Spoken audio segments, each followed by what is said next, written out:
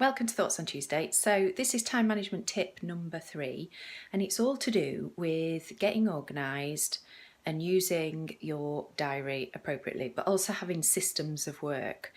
So a lot of my clients, my family, my friends will know me as a bit of a tidy pants. They might call me anally retentive, but I just want to prove otherwise, because I would say that I'm not the most naturally linear thinker. I have to work hard at managing my time and implementing the systems, and I just want to show you something. So this is the current state of my desk. You'll see I've got post-it notes all over the place. And on those post-it notes, you see you've got some with A around them. That means those are actions, and they need to be put into some sort of a system. So the desk is kind of a reflection of my mind at the moment. I've shared with you here before that I've started working with a coach on my book, and I was just saying to her earlier, being comfortable with that chaos before we get some kind of sequence to the writing. So on the desk is my chaos. Now, what do you do with it in terms of bringing order to the chaos? So one of the first things I'll do is add them to my to-do list. So this is my to-do list template.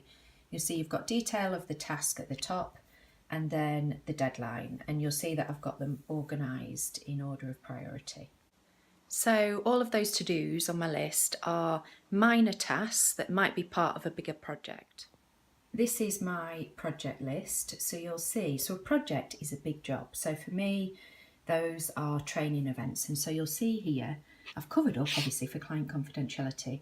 These are all the dates of delivery. So this is when I'm going to be delivering training material, but these are the dates on which I'm going to prepare that training material. The next part of the system is to then allocate diary time.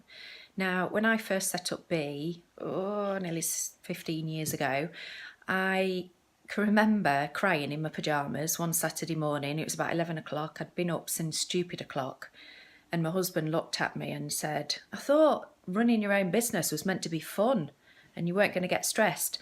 And the reason I got stressed is that I said yes to every piece of business that came through the door. And I packed that business into my calendar. I didn't pace it out, and I didn't allow for those essential admin tasks. So I'm going to show you the next step in the process, which is how I use my diary. So you'll see I use Outlook for my diary, and can you see those yellow items? They are recurring appointments, but they're recurring chunks of time.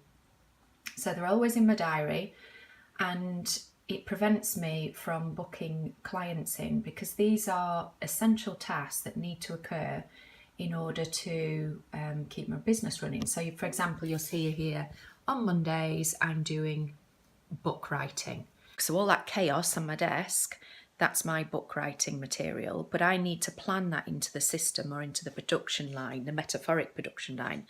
So I do that by allocating time every Monday in my diary. The other thing that's essential for running my business is I need to allocate days for course prep. So you know all those projects, and at the minute business is that busy, I've probably got about an 8-week lead time on appointments. It's amazing, and it's testing all my time management skills. But one of the ways in which I stay calm is because I've always got that slot in my diary for course preparation.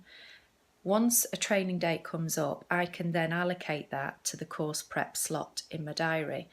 But it also helps me to estimate when I can do business for clients. If I don't do that, the alternative is I work really long evenings and I work weekends. So it helps with stress management as well. The final slot in my diary is I have half a day for finance and also sorting out my marketing. And so what I worked out is that in order to run a business effectively, I have 2.5 days a week client facing, 2.5 days a week running the business. And once you've worked out what chunks of time you need to function effectively, get those chunks booked in your diary, book recurring appointments, and then use that in combination with your to-do list so that everything is planned into your metaphoric production line.